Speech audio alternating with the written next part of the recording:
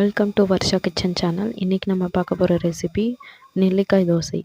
தேவையான பொருள்: வேக வைத்த நெல்லிக்காய், பச்சை மிளகாய், சின்ன வெங்காயம், மஞ்சத்தூள், கரம் மசாலா, புதினா, தோசை மாவு, மிளகாய்த்தூள். சின்ன வெங்காயத்தை நல்லா பொடியாக அரிஞ்சிக்குங்க. பச்சை மிளகாய் அரிஞ்சிக்கலாம். புதினாவை க்ளீன் பண்ணி ஆஞ்சி வச்சுக்கலாம். கடாயில் எண்ணெய் ஊற்றி கடுகு போட்டு வெங்காயத்தை போட்டு நல்லா தாளிங்க. கூட மஞ்சத்தூள், கரம் மசாலா போட்டுக்கோங்க. நல்லா வதங்கிக்கிட்டே இருக்கணும்.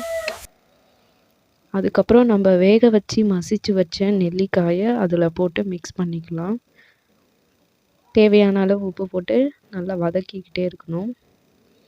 சிம்மில் வச்சு வதக்கிக்கிட்டே இருக்கலாம். அப்புறம் கரம் மசாலா, தேவையான அளவு மஞ்சத்தூள், அப்புறம் நறுக்கி வச்ச புதினா, பச்சை மிளகாய் இதையெல்லாம் போட்டு இந்த கலவையும் நல்லா வதக்கிக்கலாம். இப்போ நம்ம தோசை மாவு பேட்டரில் நம்ம செஞ்சு வச்ச அந்த கலவை எல்லாமே போட்டுக்கலாம். மசிச்சு வச்ச நெல்லிக்காவையும் போட்டுக்கலாம். போட்டு நல்லா மிக்ஸ் பண்ணுங்க. இப்போ தோசை கல்லில் நல்லா மிக்ஸ் பண்ண பேட்டரை தோசை மாவு மாதிரி ஊற்றி ஆப்பம் மாதிரி போடுங்க. கொஞ்சம் மொத்தமாக இருக்கட்டும். லேசாக எண்ணெய் ஊற்றி மொறுன்னு சுட்டு எடுத்தால் ஆப்பம் ரெடி.